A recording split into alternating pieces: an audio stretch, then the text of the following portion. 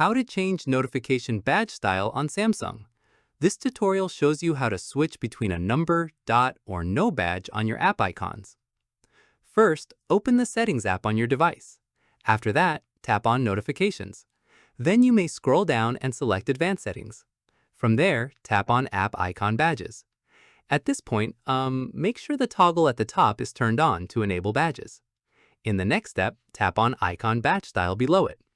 Following this, you'll see three options: number, dot, and none. Once done, select number if you want to see the exact count of notifications, or dot for just a small indicator. From here, exit back to your home screen to see the change applied to your app icons. Keep in mind, not all apps support numbered badges. Some may only show a dot regardless of this setting. Finally, repeat these steps anytime you want to switch the badge style again. And that's it. If this guide helped you change the notification badge style on Samsung, give it a like, subscribe for more Android tutorials, and tap the bell icon for updates. See you in the next one.